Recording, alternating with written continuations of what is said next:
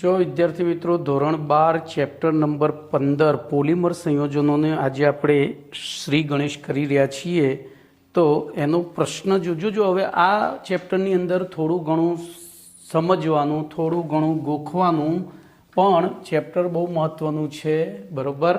તો આપણે જોઈએ પ્રશ્ન નંબર 1. એનું વિધાન છે પોલિમર કયા ઉદ્યોગની કરોડરજ્જુ છે?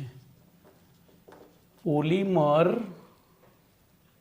એ કયા ઉદ્યોગોની કરોડરજ્જુ છે? બોલો. પહેલો તો આપણે આ પ્રશ્નનો અર્થ સમજવો પડે. એટલે કે એવા કયા ઉદ્યોગો છે કે જેમાં પોલિમર વગર એ ઉદ્યોગો શક્ય જ નથી? તો ધ્યાન રાખજો. સૌથી પહેલો પ્લાસ્ટિક ઉદ્યોગ, કારણ કે પ્લાસ્ટિક પોતે એક પોલિમર છે. પછી ઇલાસ્ટોમર ઉદ્યોગ એટલે કે રબર ઉદ્યોગ, રબર પણ પોતે એક પોલિમર છે. પછી પેઇન્ટ ઉદ્યોગ, પેઇન્ટ એટલે આપણે રંગ. જોજો, રંગ તમે તમારી લોખંડની જાળી ઉપર બજારમાંથી લાવીને રંગ કરો પીંછીથી, અને પછી સુકાઈ જાય અને પછી એનું આમ એક આખી લેયર ઉખડે આખું, એટલે કે એ કણો એકબીજા સાથે જોડાઈને એક પોલિમર બનાવે છે. પછી વાર્નિશ ઉદ્યોગ, વાર્નિશ એટલે લાકડાને જે પોલિશ કરવામાં આવે છે ને, બરાબર? તો પ્લાસ્ટિક, રબર, પેઇન્ટ, વાર્નિશ વગેરેની બનાવટ સાથે સંકળાયેલા ઉદ્યોગો વગેરે, બરાબર? એમાં વગેરે સંકળાયેલા ઉદ્યોગોમાં પોલિમર એ પાયાના પદાર્થો છે. એ પાયાના પદાર્થો છે. એટલે આથી આ ઉદ્યોગો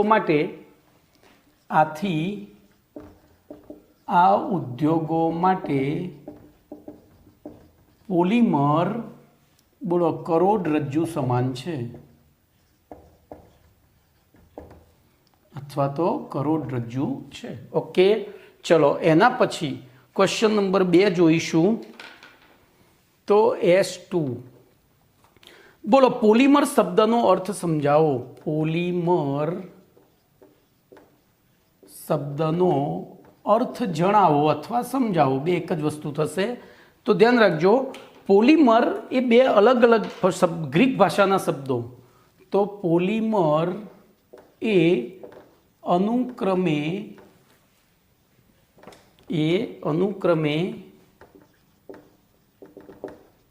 ગ્રીક ભાષાના બે શબ્દો, આપણે થોડી ભાષા ભાઈ સુધારીએ છીએ, બરાબર? એ ગ્રીક ભાષાના બે અલગ અલગ શબ્દો અનુક્રમે પોલી બરાબર અસંખ્ય અથવા અનેક અને મર બરાબર એકમ અથવા અણુ. આપણે કેમેસ્ટ્રીમાં એકમ આપણે અણુને ગણ્યો છે, બરાબર? અહીંયા પોલી એટલે અસંખ્ય અથવા અનેક, અને મર એટલે એકમ અથવા અણુ એવો થાય છે, બરાબર? અલગ શબ્દો અનુક્રમે અણુ નો બનેલો છે. આથી બોલો, પોલિમરનો અર્થ શું થાય?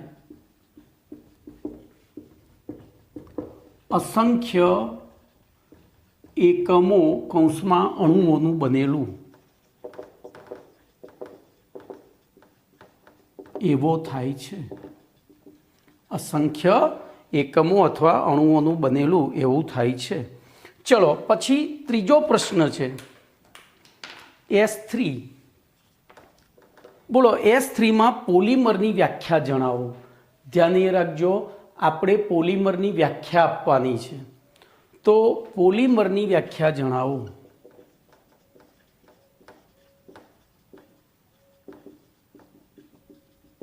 તો સમજો, અહીંયા ઉપર જે છે ને આપણે પોલિમર શબ્દનો અર્થ આપ્યો છે, વ્યાખ્યા નથી. તો જવાબ શું થશે? તો અસંખ્ય, જોજો અસંખ્ય તો આવી ગયું, અસંખ્ય સાદા અણુઓ એકબીજા સાથે સહસંયોજક બંધ દ્વારા એકબીજા સાથે સહસંયોજક બંધ દ્વારા રેખીય કે શાખીય રીતે જોડાય ત્યારે પ્રાપ્ત થતા આશરે 10³ થી 10⁷ એટલે બોલો શું થશે? આપણે 10³ લઈએ તો 1000 થાય થી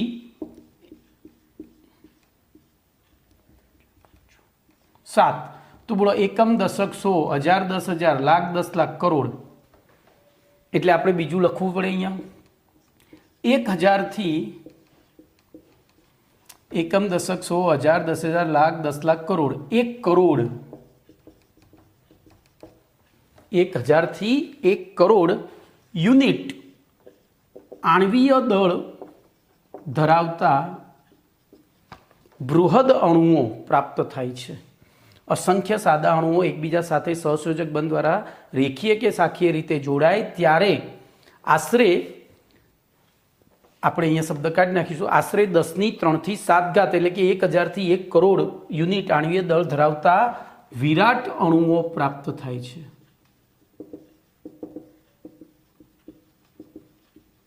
આવા વિરાટ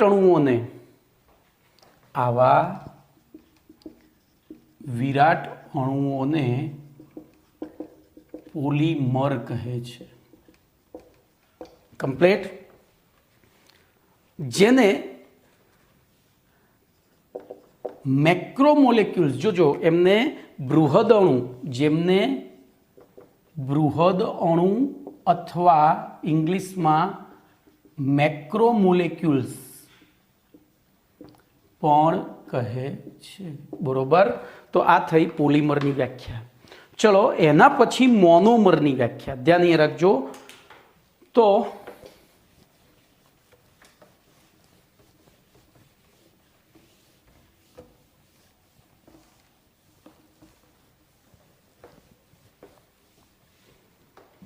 એના પછીનો પ્રશ્ન નંબર S4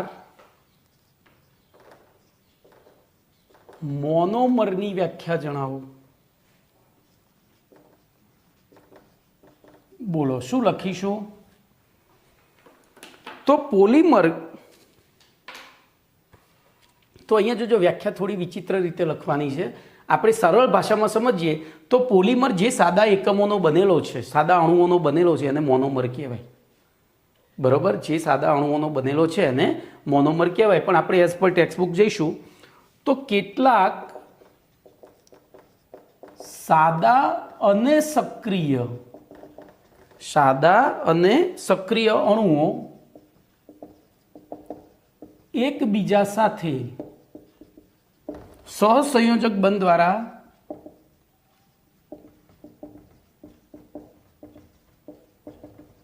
જોડાય ત્યારે નિશ્ચિત પુનરાવર્તિત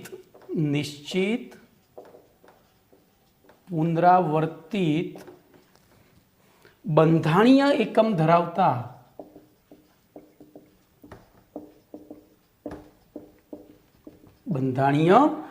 ધરાવતા પોલીમર બને છે. બરોબર.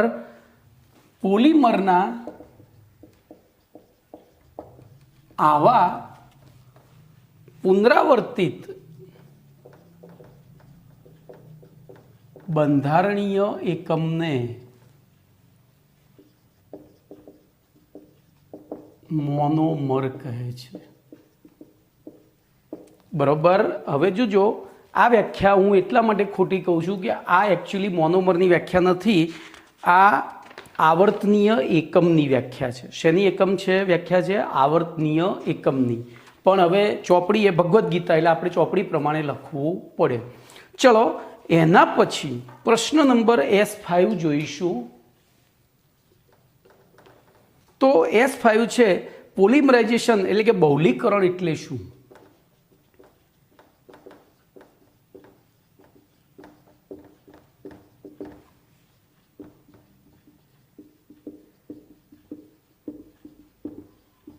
બોલો, પોલિમરાઇઝેશન એટલે કે બહુલીકરણ આપણે કૌંસમાં કરી દઈએ, ગુજરાતીમાં બહુલીકરણ કહેવાય.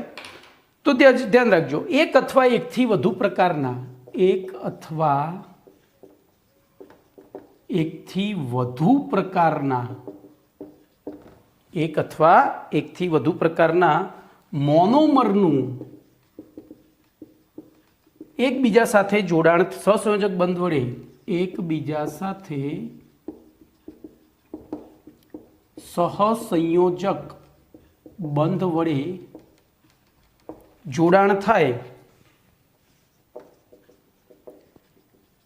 ત્યારે બનતા અસંખ્ય બંધારણીય એકમો ના આવર્તન દ્વારા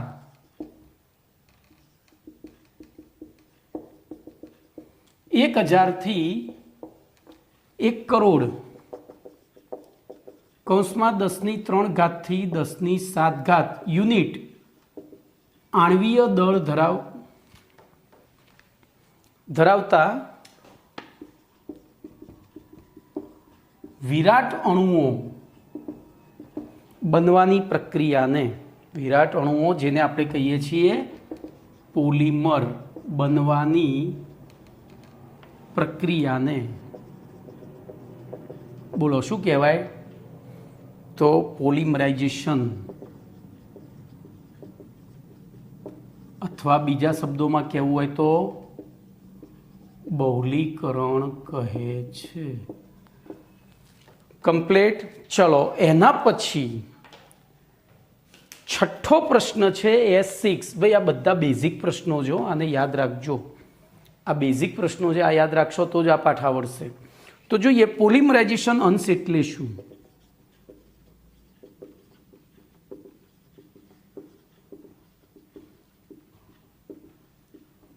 બોલો, પોલિમરાઇઝેશન અંશ એટલે શું? તો પોલિમરના એક અણુમાં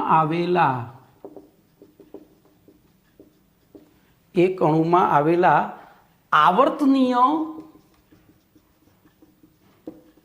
એકમોની સંખ્યા, જેને n સંજ્ઞા વડે દર્શાવવામાં આવે છે, સંખ્યા n ને જે તે પોલિમરનો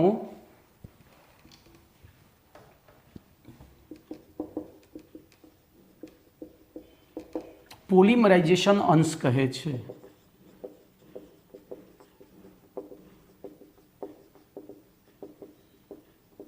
બોલો, કમ્પ્લીટ. આવર્તનીય એકમોની સંખ્યાને જે તે પોલિમરનો પોલિમરાઇઝેશન અંશ કહે છે. તો અહીંયા આ પાઠના બેઝિક પહેલા 6 પ્રશ્નો આપણે પૂરા કર્યા. આને તમારે દિલથી યાદ રાખવાના છે, બરોબર? હવે આગળ વધીએ.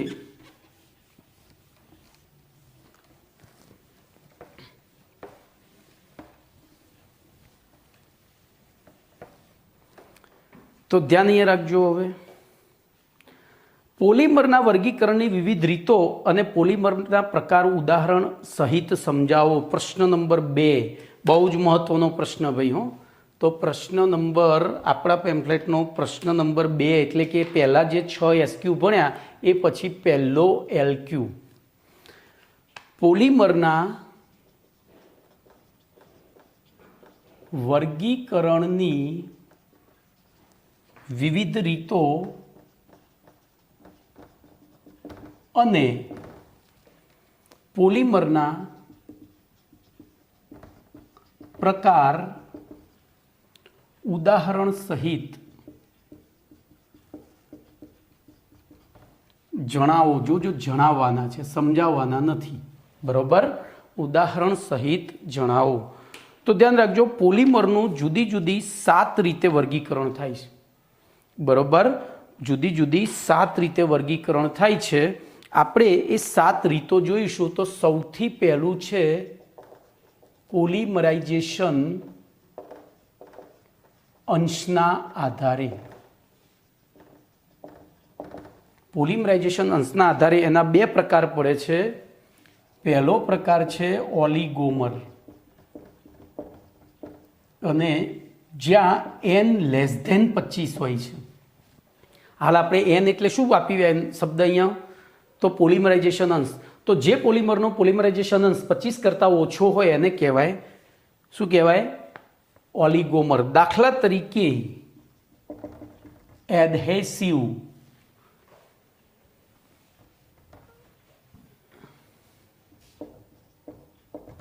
એડહેસિવ એટલે આપણે ફેવિકોલ ને પછી પેલા સિન્થેટિક ગુંદર પછી પેલી વાપરીએ છીએ ને, આ બધું થાય.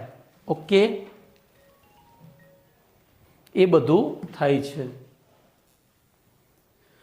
તો એડહેસિવ એટલે આપણે જે ફેવિકોલ વાપરીએ છીએ, પછી ફેવિક્વિક વાપરીએ છીએ, બધા જે લિક્વિડ ફોર્મમાં હોય, બરોબર. પછી પેઇન્ટ, તો એ શેના ઉદાહરણ છે? ઓલિગોમરના. શેના ઉદાહરણ છે? ઓલિગોમરના. ચલો એના પછી બીજો પ્રકાર તો ભારે પોલિમર. ભારે પોલિમરમાં n ગ્રેટર ધેન 25 હોય, એટલે કે જે પોલિમરનો પોલિમરાઇઝેશન અંશ 25 કરતાં વધારે હોય એમને ભારે પોલિમર કહેવાય. દાખલા તરીકે પોલિથીન, પીવીસી વગેરે, ટેફલોન વગેરે, બરોબર. ચલો એના પછી બીજો પ્રકાર આપણો આવે છે, બીજું વર્ગીકરણ આપણે પ્રાપ્તિ સ્ત્રોતના આધારે કરીએ છીએ. બીજું વર્ગીકરણ શેના આધારે કરીએ છીએ? પ્રાપ્તિ સ્ત્રોતના આધારે, બરોબર. તો હું અહીંયા તમને એક ટ્રીક આપીશ, છેલ્લે સમજાવીને એટલે બધું આવડી જાય. અને આ આવડશે એટલે પોણા ભાગનો પાઠ આવડશે. પછી આ પાઠમાં 3 જ ટ્રીક છે, 3 ટ્રીકમાં આખો પાઠ આવી જશે, બરોબર. તો બીજું આવ્યું પ્રાપ્તિ સ્ત્રોતના આધારે. તો પ્રાપ્તિ સ્ત્રોતના આધારે ધ્યાન રાખજો, પહેલો પ્રકાર છે કુદરતી પોલિમર, બીજો પ્રકાર છે તો અર્ધ સંશ્લેષિત પોલિમર, અને ત્રીજો પ્રકાર છે સંશ્લેષિત પોલિમર.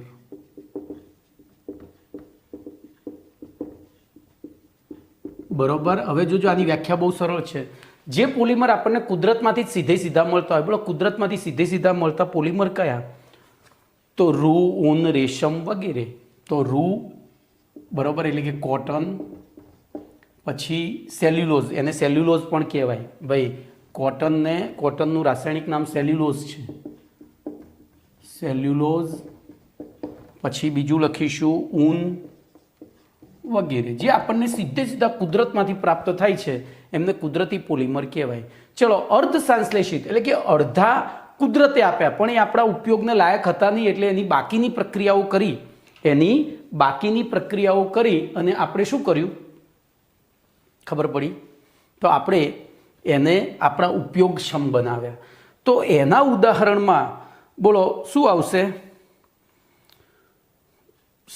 અર્ધ સંશ્લેષિતમાં તો નાઇટ્રોસેલ્યુલોઝ અને વલ્કેનાઇઝ રબર. જોજો, વલ્કેનાઇઝ રબર, પછી નાઇટ્રોસેલ્યુલોઝ રેસા વગેરે. ચલો સંશ્લેષિત પોલિમર એટલે કે જે કુદરતમાંથી નહોતા મળતા પણ આપણે કૃત્રિમ રીતે બનાવ્યા છે. તો આ ઉદાહરણ લખી નખાય, પોલિથીન, ટેફલોન, પીવીસી વગેરે.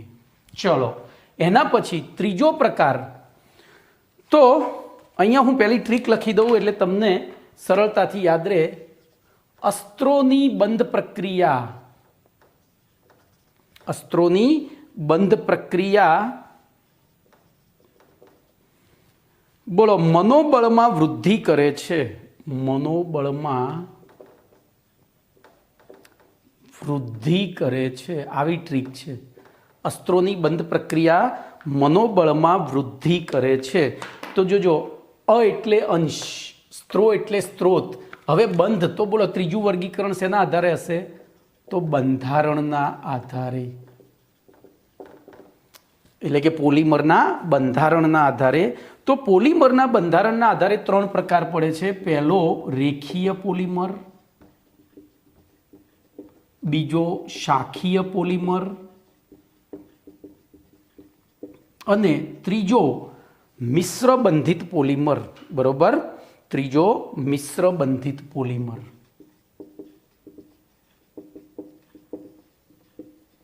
તો ધ્યાનથી જુઓ હવે, રેખીય પોલિમર એટલે કે એના બંધારણમાં બધા જ મોનોમર એક જ સીધી રેખામાં જોડાતા હોય, જ્યારે આમાં વચ્ચે વચ્ચે શાખાઓ પડતી હોય ને આમાં આવી રેખાઓ વચ્ચે વચ્ચે વચ્ચે મિશ્ર બંધન થતું હોય. આપણે ડિટેલમાં ભણીશું, આ બધા પ્રશ્નો ભણવાના છે, પણ તમને મગજમાં બેસી જાય એટલે આ પ્રશ્ન મેં લખેલો છે. ચોપડીમાં પ્રશ્ન ક્યાંય નથી, બરોબર, પણ આપણને અડધો પાઠ તો આમાંથી જ આવડી જાય, આ એક જ પ્રશ્નમાંથી. એક તૈયાર કર્યો હોય તો પછી બહુ ઝંઝટ રહે નહીં. તો જોઈએ, બોલો, તો રેખીય, શાખીય અને તો રેખીયમાં સેલ્યુલોઝ, ઊન, રેશમ, બરોબર. ચલો, એવી રીતે શાખીય પોલિમરમાં, તો શાખીય પોલિમરમાં પોલિસ્ટાયરીન અને ટેફલોન, પોલિસ્ટાયરીન અને ટેફલોન. પછી મિશ્ર બંધિતમાં, તો મિશ્ર બંધિતમાં બે જ પોલિમર છે, બેકેલાઇટ,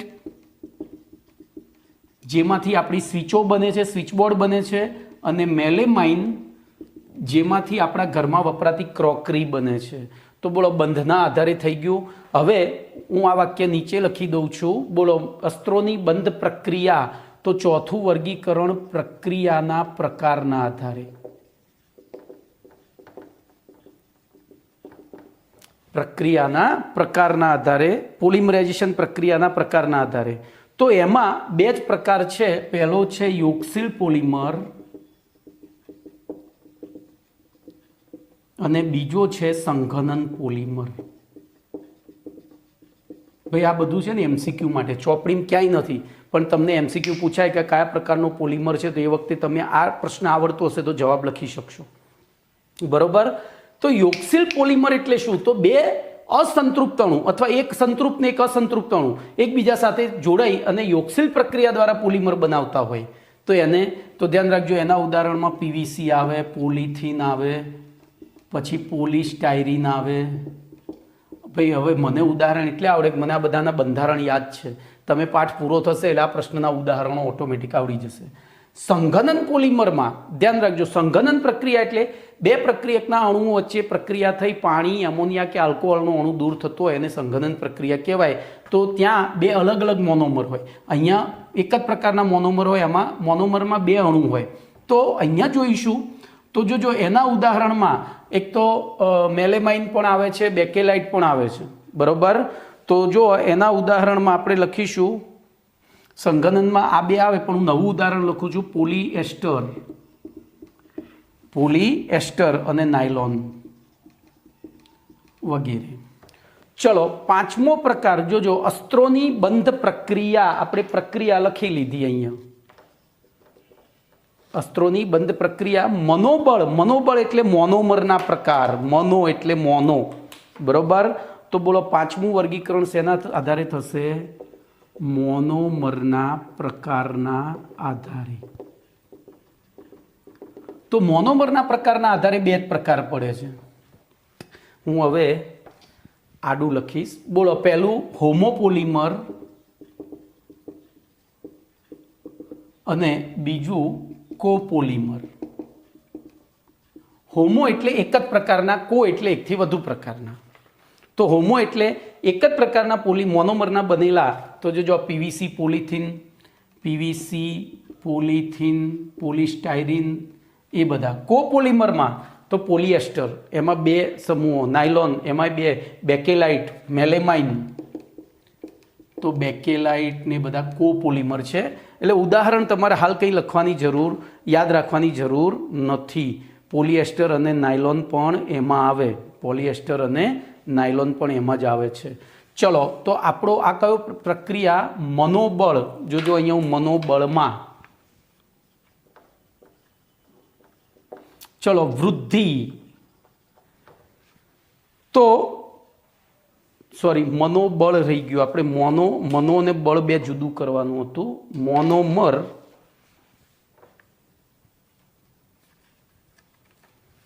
તો મનો એટલે કે મોનોમરના પ્રકાર. અને હવે બળ, તો છઠ્ઠો પ્રકાર થશે આંતર આણ્વીય આકર્ષણ બળના પ્રકારના આધારે.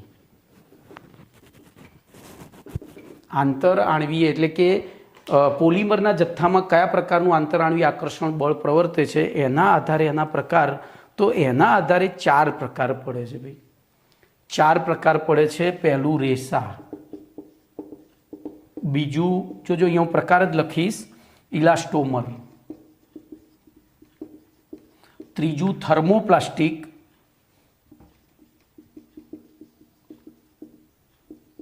અને ચોથું અહીંયા ABCD જ લખવા દે, ચોથું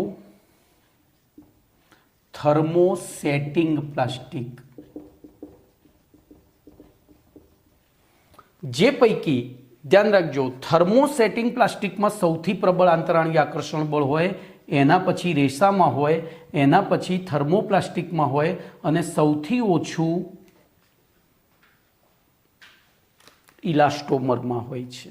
એટલે કે DACB એના આંતરાણ્વીય. હવે રેસા આ બધું આગળ આપણે ભણવાનું છે, એટલે અત્યારે ખાલી હું પ્રકાર જ લખું છું, ઉદાહરણ હાલ આપણે લખવા નથી. ચલો પછી 7મું સ્ટેપ આવ્યું વૃદ્ધિ. તો બોલો ત્યાં વૃદ્ધિના પોલિમરેશન પ્રક્રિયાની વૃદ્ધિ એટલે કે પોલિમર કેવી રીતે મોટો થતો જાય છે, બરોબર. તો અણુની વૃદ્ધિના પ્રકારના આધારે અંદર એવું લખ્યું છે કે પોલિમરાઇઝેશન પ્રક્રિયાની ક્રિયાવિધિ, એ ક્રિયાવિધિ જે એટલે કે કેવી રીતે મોટો થાય છે એમ. એટલે મેં અહીંયા સેટ કર્યું છે. તો અસ્ત્રોની બંધ પ્રક્રિયા મનોબળમાં વૃદ્ધિ કરે છે.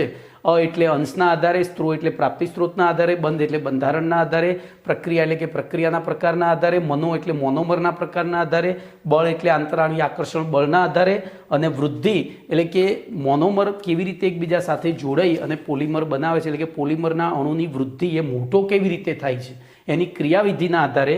તો એના આધારે 2 પ્રકાર પડે છે, પદ વૃદ્ધિ અને સાંકળ વૃદ્ધિ. કયા 2? તો પહેલું લખીશું સાંકળ વૃદ્ધિ અને બીજું લખીશું પદ વૃદ્ધિ, બરોબર. એમાં પાછા સાંકળ વૃદ્ધિમાં 2 પ્રકાર પડે છે, મુક્ત મૂલકીય, ધ્યાન રાખજો, મુક્ત મૂલકીય યોગશીલ પોલિમરાઇઝેશન અને કેટાયોનિક યોગશીલ પોલિમરાઇઝેશન. મુમુયોપો અને કેટાયોપો, મુમુયોપો અને કેટાયોપો.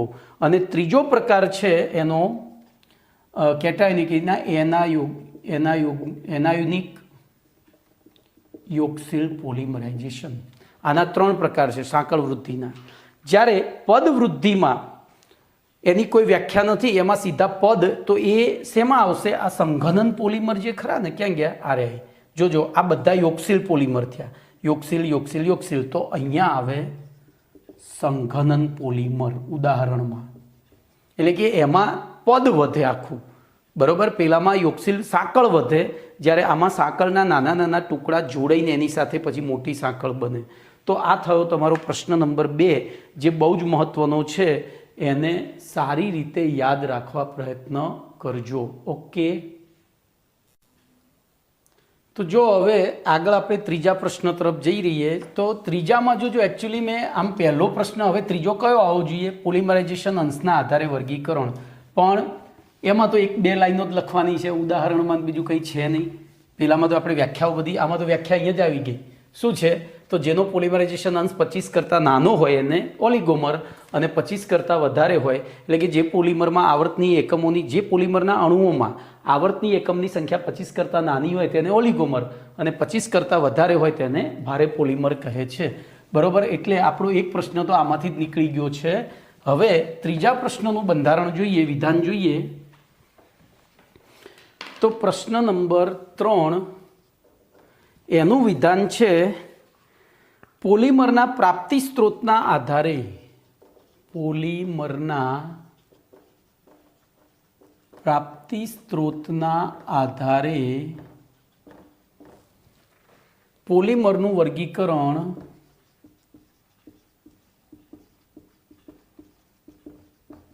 ઉદાહરણ આપી સમજાવો.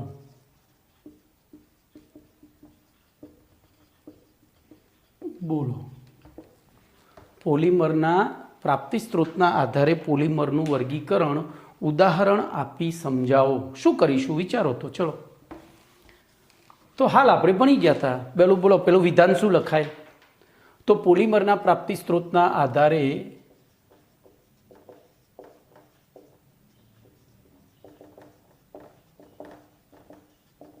વિવિધ પોલિમરનું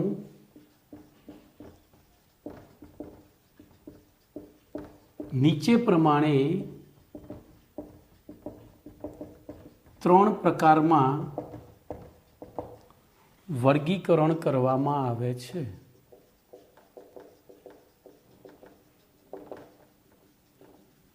એ બોલો, કુદરતી પોલિમર.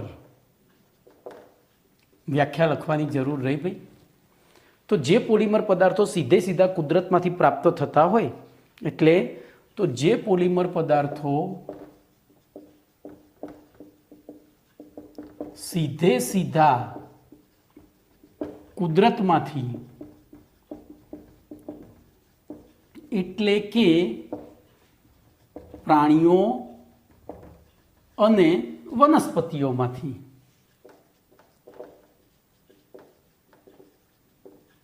પ્રાપ્ત થતા હોય તેવા પોલિમરને બોલો શું કહેવાય? તેવા પોલિમરને કમ્પ્લેટ. દાખલા તરીકે હવે તો હમણાં જ તમે ભણી ગયા છો જૈવિક અણુઓ. જૈવિક અણુઓ બધા જ કુદરતી પોલિમર છે. તો બોલો, સ્ટાર્ચ, સેલ્યુલોઝ, ઊન, બોલો પછી રબર વગેરે. કમ્પ્લેટ. સ્ટાર્ચ, સેલ્યુલોઝ, ઊન, રબર વગેરે. ચલો, બીજો પ્રકાર તો આપણને ખબર છે. બોલો, સંશ્લેષિત પોલિમર.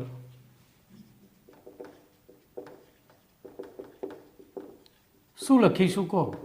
તો જે પોલિમર પદાર્થો ને પ્રયોગશાળામાં બનાવવામાં આવે છે, એટલે કે કુદરતમાંથી પ્રાપ્ત થતા નથી. જે પોલિમર પદાર્થોને રાસાયણિક પ્રક્રિયાઓ દ્વારા બરોબર પ્રયોગશાળામાં બનાવવામાં આવે છે તેમને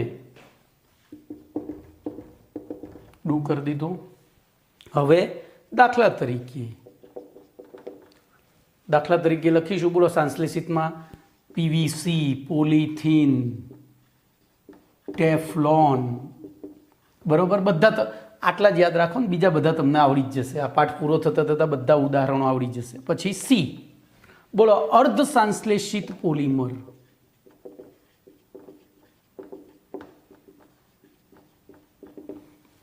તો કુદરતમાંથી પ્રાપ્ત થતા કેટલાક પોલિમર સંયોજનો, કેટલાક કુદરતી પોલિમર સંયોજનો સીધા ઉપયોગી હોતા નથી.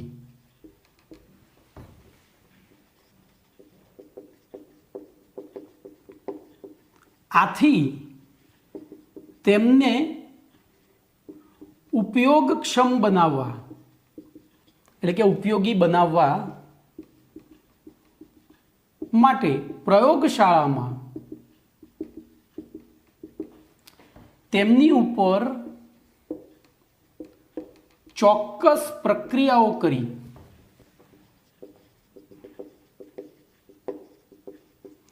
મૂળ કુદરતી બંધારણ કરતા, કુદરતી પોલિમરના બંધારણ અને ગુણધર્મો કરતા જુદા જ અને ઉપયોગી બંધારણ અને ગુણધર્મો ધરાવતા પોલિમર સંયોજનો બનાવવામાં આવે છે. આવા પોલિમર સંયોજનોને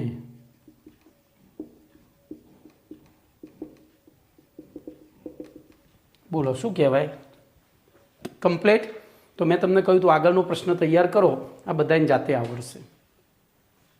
શબ્દમાં જ જવાબ છે, શબ્દમાં જ જવાબ છે, શબ્દમાં જ જવાબ છે. કમ્પ્લીટ. તો બોલો એના ઉદાહરણમાં કયા લખીશું?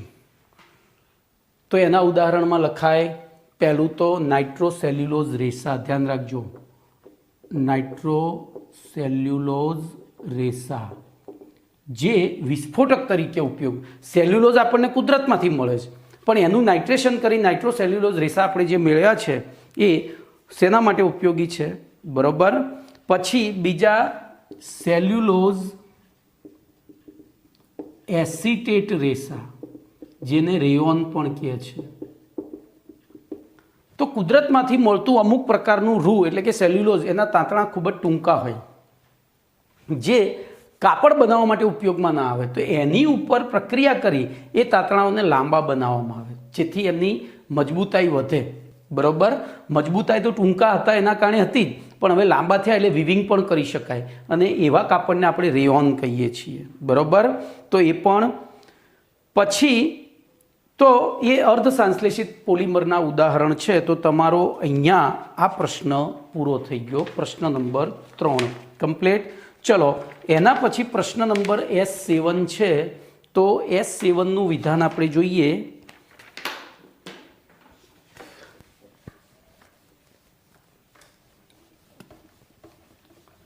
ભાઈ આ પાઠને છે ને તમે ખાલી આંખ બંધ કરી ઇયરફોન લગાવીને સાંભળશો ને વારે ઘડીએ તોય આવડી જશે, તોય આવડી જાય એવો પાઠ છે. બરોબર. હું તમને પાછળ જે પ્રક્રિયાઓ છે એને યાદ રાખવાની ટ્રીક આપી દઈશ, એટલે એકદમ ઇઝીલી યાદ રહી જશે. ચલો એના પછી S7 પોલિમરાઇઝેશન પ્રક્રિયાના પ્રકાર જણાવો.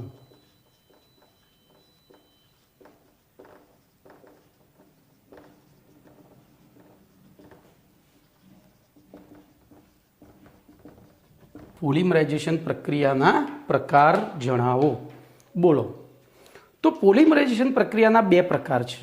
જોજો અહીંયા લખીશું, પોલિમરાઇઝેશન પ્રક્રિયાના મુખ્ય 2 પ્રકાર છે, જે નીચે પ્રમાણે છે. પહેલો, યોક્સિલ પોલિમરાઇઝેશન. યોક્સિલ, જોજો મેં હમણાં જ કહ્યું હતું, યોક્સિલ અથવા એનું નામ હતું સાંકળ વૃદ્ધિ હતું છેલ્લો ઉદાહરણ. યોક્સિલ અથવા સાંકળ વૃદ્ધિ પોલિમરાઇઝેશન.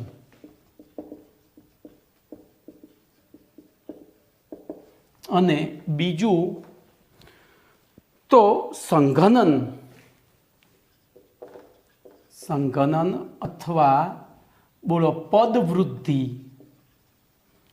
સંઘનન અથવા પદવૃદ્ધિ અથવા તબક્કા વૃદ્ધિ પોલિમરાઇઝેશન. બોલો કમ્પ્લીટ, ક્લિયર. તો આ થઈ ગયું તમારું પોલિમરાઇઝેશન પ્રક્રિયાના પ્રકાર.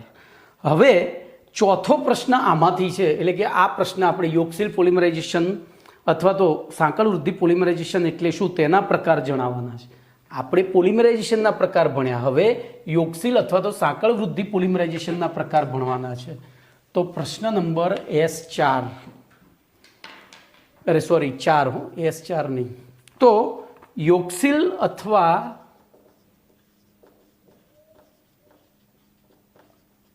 સાંકળ વૃદ્ધિ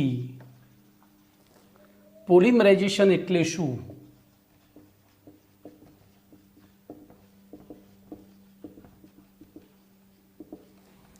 તેના પ્રકાર જણાવો. પ્રકાર જણાવો અથવા સમજાવો, જે હોય એ આપણે આ જવાબ લખવાનો છે. તો જોઈએ હવે. તો ધ્યાન રાખજો. તો પહેલું ટાઇટલ અહીંયા આર્યોજન આપી દઈશું, સીધી જ વ્યાખ્યા લખીશું. તો મોનોમર તરીકે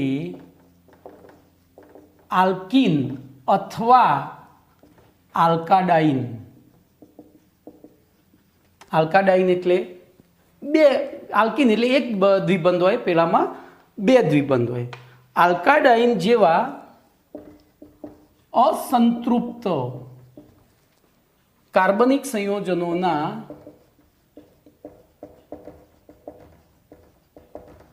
કાર્બનિક સંયોજનોના અણુઓ એકબીજા સાથે યોગશીલ પ્રક્રિયા દ્વારા જોડાય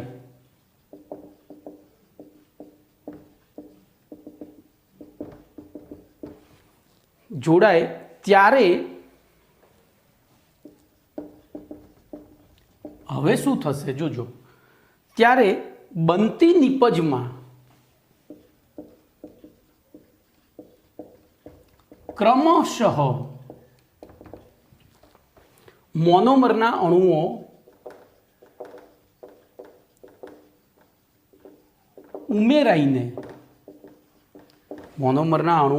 ઉમેરાઈને પોલિમરની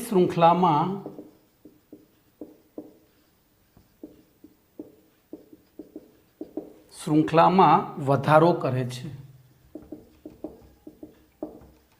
બરોબર, આ પ્રકારની પોલિમરાઇઝેશન પ્રક્રિયાને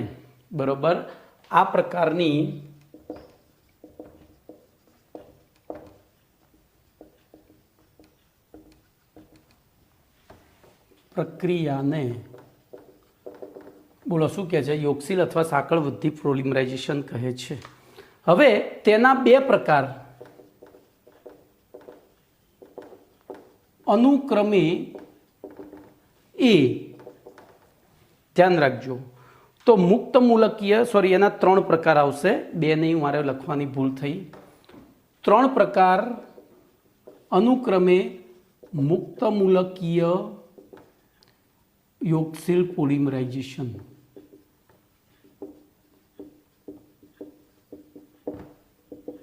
પછી બી કેટાયોનિક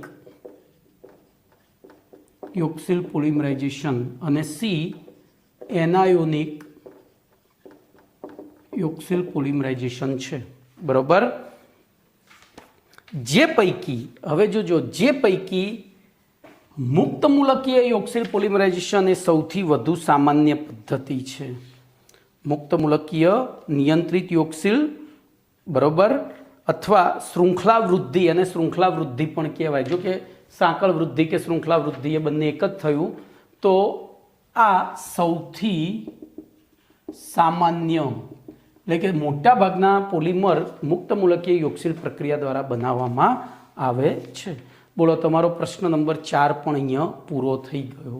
બરોબર, હવે પ્રશ્ન નંબર 5 લઈશું.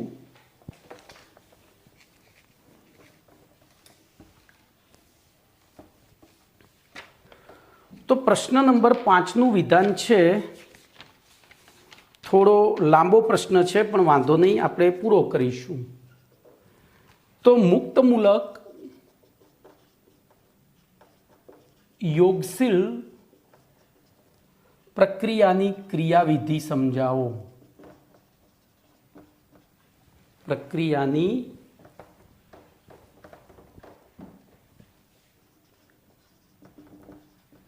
ક્રિયાવિધિ સમજાવો, આવો પ્રશ્ન છે. બોલો શું કરીશું? તો ધ્યાન અહીંયા મુક્ત મૂલકીય યોગશીલ પ્રક્રિયાની ક્રિયાવિધિ. તો ધ્યાન રાખજો, કેટલાક આલ્કીન અથવા આલ્કાડાઇન સંયોજનોની બેન્ઝોઇલ પેરોક્સાઇડ આવશે આગળના પાઠમાં ભણવાનું. એનું અણુસૂત્ર થાય C6H5OO C6H5. આને બેન્ઝોઇલ પેરોક્સાઇડ કહેવાય. બરોબર, બેન્ઝોઇલ, આ મેં ફિનાઇલ પેરોક્સાઇડ લખ્યું, ભાઈ મારી ભૂલ થઈ. તો C6H5COOO C6H5 આ છે બેન્ઝોઇલ પેરોક્સાઇડ.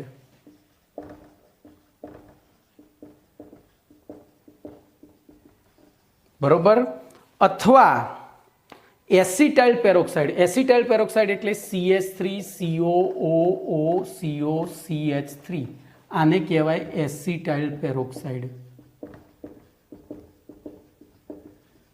બરોબર, અથવા બ્યુટાઇલ પેરોક્સાઇડ લો એટલે અહીંયા C4H7 લખી દેવાના. COOCOC4H બ્યુટાઇલ લખવાનું છે ને, તો પછી C3H5 થશે. 3 દુ 6 ને 1 7, અરે 3 દુ 6 ને 2 8 એટલે C3H7 થશે. હો ભાઈ, કેમ તો આ પ્રોપાઇલ ને એનું આ કાર્બન એમાં ગણી જાય. બરોબર, તો આ થયું બ્યુટાઇલ પેરોક્સાઇડ. જોજો આને, તો આને બીપી, આને એપી અને આને ફરીથી. હવે જોજો આમાં પાછું બીજી એક વસ્તુ છે, તૃતીયક બ્યુટાઇલ છે. અહીંયા મારે લખવાની થોડી ભૂલ થઈ, ટીબીપી એમ. એપી, બીપી અને ટીબીપી આ ત્રણની હાજરીમાં તૃતીયક બ્યુટાઇલ પેરોક્સાઇડ. બરોબર, તૃતીયક બ્યુટાઇલ. તો પછી અહીંયા ભાઈ આખું જ લખવું પડશે. તૃતીયક બ્યુટાઇલ પેરોક્સાઇડ છે ને, જો અહીંયા પાછી ભૂલ થઈ ભાઈ મારી, હું બ્યુટોઇલ જ લખું છું. તો તૃતીયક બ્યુટાઇલમાં આવું થશે, C4 4 દુ 8 8 ને 2 10 એટલે 9OOC4H9. આનું બંધારણ આ રીતનું થાય, CH3 CH3 CH3 OO CH3 CH3 CH3 ગણી લો. C4H9 થઈ ગયા, 1 2 3 4 અને 9 એવી રીતે. તો આ તૃતીયક એટલે કે એપી, બીપી અને ટીબીપી આટલું યાદ રાખવાનું. મુક્ત મૂલકી યોગશીલ પ્રક્રિયામાં પ્રારંભિક ઉત્તેજક તરીકે આ વપરાય છે. બરોબર, જે હવે શું થાય, અહીંથી આ બંધ તૂટે. હવે આ સમવિભાજન, જો બે બાજુ અણુ સરખા છે તો અહીંયા સમવિભાજન થાય એટલે મુક્ત મૂલક પેદા થાય. તો એ પ્રક્રિયાથી ઉપર હુમલો કરશે તો ત્યાંય સમવિભાજન કરી અને મુક્ત મૂલક પેદા કરશે અને એ મુક્ત મૂલક આગળ જોડાતા જશે. તો જોઈએ અહીંયા આપણે પ્રારંભિક તબક્કો લઈએ. દાખલા તરીકે હું આને વાપરું છું, તો ઇથિનમાં થોડા પ્રમાણમાં બેન્ઝોઇલ પેરોક્સાઇડ ઉમેરી ગરમ કરવામાં આપણે ઇથિન લઈશું. તો સૌથી પહેલાં આનાથી પ્રક્રિયા લઈએ. તો જો પહેલો તબક્કો પ્રારંભન તબક્કો, તો એ પહેલાં હું પેલું લખાણ વાંચી જઈશ, ધ્યાન રાખજો. તો કેટલાક આલ્કીન અથવા આલ્કાડાઇન સંયોજનોની બેન્ઝોઇલ પેરોક્સાઇડ અથવા એસિટાઇલ પેરોક્સાઇડ અથવા તો તૃતીયક બ્યુટાઇલ પેરોક્સાઇડ જેવા પ્રારંભિક ઉત્તેજકની હાજરીમાં પ્રક્રિયા કરવામાં આવે ત્યારે આલ્કીન અથવા આલ્કાડાઇન સંયોજનમાંના પાઇબંધનું સમવિભાજન થઈ મુક્ત મૂલકો ઉત્પન્ન થાય છે. આથી આલ્કીન અથવા આલ્કાડાઇન સંયોજનોનું પોલિમરાઇઝેશન થઈ અનુવર્તી પોલિમર પ્રાપ્ત થાય છે. બરોબર, આથી આ પોલિમરાઇઝેશન પ્રક્રિયાને મુક્ત મૂલકીય યોગશીલ પોલિમરાઇઝેશન કહે છે. અને આ પ્રક્રિયા નીચે પ્રમાણે 3 તબક્કામાં પૂર્ણ થાય છે. એમાં સૌથી પહેલો પ્રારંભન તબક્કો. તો પ્રારંભન તબક્કામાં C6H5 COO COC6 OCO-C6H5. બોલો, અહીંથી તૂટ્યું એટલે આપણને શું મળ્યું? તો C6H5 COO મુક્ત મૂલક મળ્યા, 2 અણુ. પણ આ મુક્ત મૂલક મોટો છે એટલે એનું સ્વયં વિખંડન થઈ અને પછી 2 C6H5 મુક્ત મૂલક અને 2 અણુ CO2 મુક્ત થાય. બરોબર, આ પ્રારંભન તબક્કો. ચલો બીજો તબક્કો. તો એ પ્રારંભન તબક્કામાં હવે જોજો એ ઉત્પન્ન થયેલો પેલા હુમલો કરશે ઇથિન ઉપર. તો CH2 double bond CH2 plus C6H5 મુક્ત મૂલક. બરોબર, મુક્ત મૂલક અહીંયા કાર્બન ઉપર હશે. બોલો, એ હુમલો કરશે આની ઉપર, આ પાઇબંધનું સમવિભાજન કરશે એટલે આપણને પ્રાપ્ત થશે CH2 અહીંયા મુક્ત મૂલક, અહીંયા મુક્ત મૂલક. શું પ્રાપ્ત થશે? તો હવે એની પૈકી એક બાજુ એ જોડાઈ જશે એટલે C6H5 જોડાઈ ગયો અહીંયા. તો આપણને આ પ્રાપ્ત થયો મોટો મુક્ત મૂલક. હવે જોજો બીજો તબક્કો છે સંચરણ તબક્કો. તો શૃંખલા સંચરણ. બોલો શું થશે એમાં? આ જે મોટો C6H5 CH2 મુક્ત મૂલક બન્યો તો એની સાથે N CH2 double bond CH2 જોડાય. એટલે હવે શું થશે? જો આ હુમલો પહેલા અણુ ઉપર કરે એટલે આપણી બંધારણ આવું થાય, C6H5 CH2. બરોબર, પછી બીજા અણુ ઉપર એટલે બીજા 2 જોડાય. જો હું અહીંયા લખીશ જ, તો C6H5 હવે CH2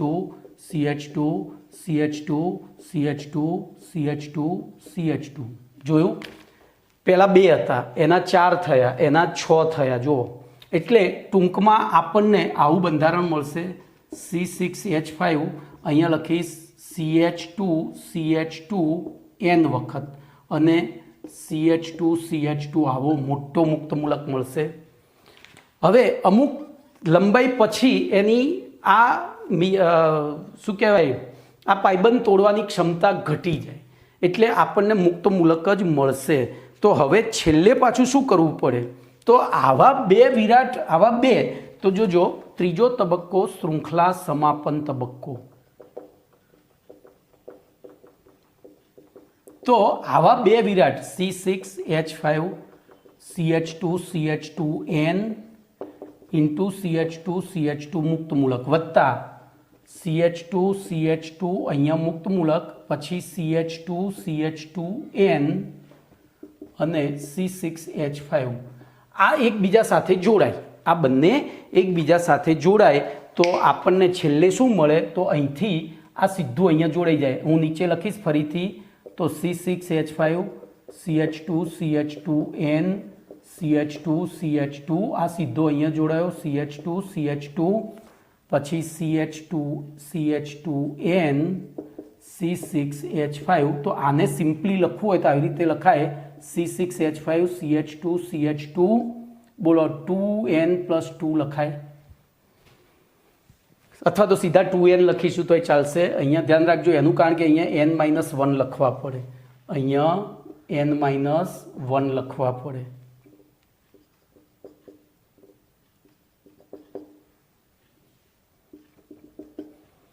કમ્પ્લીટ। તો n-1 માં આ ઉમેરો એટલે n થઈ ગયા।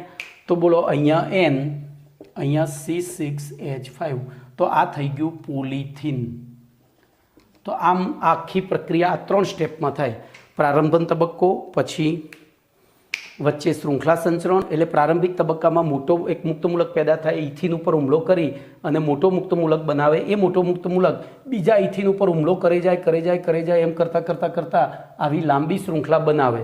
હવે એનાથી આગળ લાંબી શૃંખલા બને એવી ના હોય એટલે શૃંખલા સમાપન તબક્કામાં એવી બે લાંબી શૃંખલાઓ એકબીજા સાથે જોડાઈ બોલો ઇથિન બનાવી દે છે। તો અહીંયા તમારો પ્રશ્ન નંબર 5 પૂરો। ઓકે, તો આટલે સુધી રાખીએ છીએ, બીજું નેક્સ્ટ ટાઈમ।